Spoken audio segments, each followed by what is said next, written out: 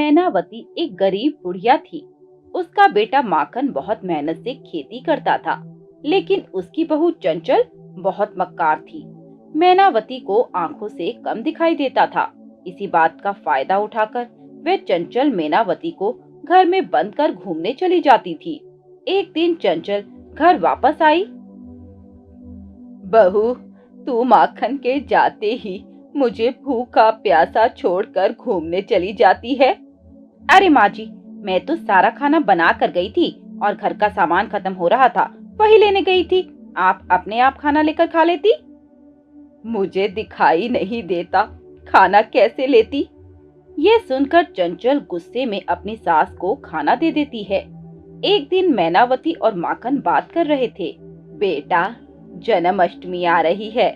मैं हर साल नंदलाल के लिए नई पोशाक बनाती हूँ, लेकिन अब मुझे दिखाई नहीं देता। तू चंचल से कहकर एक नई पोशाक बनवा दे और दूध, दही, मक्खन और मिठाई भी बनवा देना। माँ, तुम चिंता मत करो, चंचल सब कर लेगी। चंचल पास में खड़े होकर सारी बातें सुन लेती है। अगले दिन वह माखन के जाने के बाद घर से बाहर चली जाती है और अपनी एक सहेली से बातें करने लगती है। मेरी सास ने मुझे बहुत परेशान कर रखा है। अपनी आंखों का बहाना बनाकर सारा दिन बैठी रहती है और अब जन्माष्टमी का सारा काम मेरे ऊपर डाल दिया है। मैं ये सब कैसे करूँगी?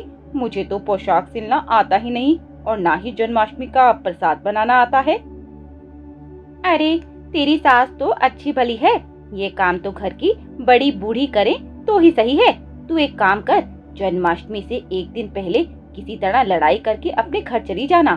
फिर देखना, तेरी सास घर का सारा काम अपने आप कर लेगी। जन्माष्टमी से कुछ दिन पहले चंचल जानबूझकर अपनी सास को खाना देने में देरी कर देती है, जिससे परेशान होकर एक दिन उसने माखन से बात की।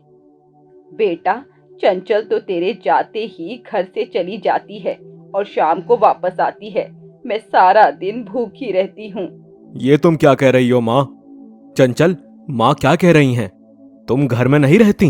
वाह माँ जी, मैं यहीं आपके सामने सारा दिन रहती हूँ। आपको आंखों से दिखाई नहीं देता तो मैं क्या करूँ? कुछ देर के लिए सामान लेने जाती हूँ और खाना इनके सामने रखा होता है। ये खाती नहीं तो मैं वापस ले जाती हूँ। बेटा, ये झूठ बोल रही है। मुझे इतना तो दिखता ही है। अच्छा, जन्माष्टमी के लिए आपने कहा मुझे कुछ नहीं दिखता, अब आपको सब दिखने लगा। आप दोनों यहाँ रहो, मैं अपने पीहर चली जाती हूँ। माँ, मुझे लगता है आप झूठ बोल रही हो। आपको चंचल का यहाँ रहना पसंद नहीं है। मैं आज ही इसे लेकर चला जाता हूँ। ये कहकर वे दोनों घर छोड़कर चले जाते हैं। मैनावती बैठकर रोने लगती है। अगले दिन जन्माष्टमी थी। हे भगवान, अब मेरा क्या होगा और कल भगवान का भोग कैसे लगेगा? इसी सोच विचार में रात को मैनावती रोते रोते सो गई। अगले दिन वह सुबह उठी तो उसने किसी तरह घर में और घर के बाहर साफ सफाई की। मैनावती भूखी प्यासी बैठी थी। तभी एक छोटी सी बच्ची आई। माँ जी, तुम कौन हो बेटी? माँ जी, मुझे तुम्हारे बेटे माखन ने भेजा है ये सामान देने।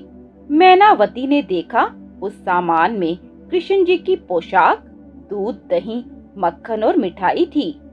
लेकिन बेटी, वे दोनों कहाँ हैं? वो सब मुझे नहीं पता। उन्होंने जो दिया मैं वे ले आई। जब वे आए आप उन्हीं से पूछ लेना।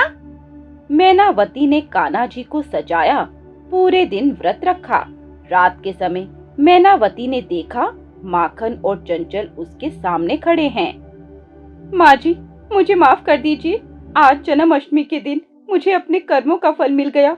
मैं जा रही थी तभी ठोकर लगी और मैं गिर गई और मुझे दिखना बंद हो गया। हाँ माँ, हमें माफ कर दो, तभी कान्हा जी हमें माफ करेंगे। लेकिन तुमने तो कान्हा जी की पोशाक और माखन मिठाई भेजी थी एक बच्ची के हाथ से। नहीं माँ, मैंने तो किसी को नहीं भेजा। माँ जी, मुझे आज समझ में आया कि आपको कितना कष्ट होता होगा। अब तो मैं जीवन भर अंधी रहूंगी। रात को कृष्ण जी के जन्म के समय तीनों ने कान्हा जी की पूजा की। मैनावती ने दोनों को प्रसाद दिया और खुद भी प्रसाद खाकर व्रत पूरा किया। प्रसाद खाते ही मैनावती और चंचल को सब कुछ साफ साफ दिखाई देने लगा। मेरे नंदलाल ने तुम्हें माफ कर दिया और उन्होंने स्वयं राधा रानी को मेरा व्रत पूरा कराने के लिए भेज दिया। मित्रों, आपको ये कहानी कैसी लगी हमें कमेंट बॉक्स में बताएं। साथ ही ऐसी नई नई कहानियों के लिए हमारे चैनल वैदिक मंथन को सब्सक्राइब करें।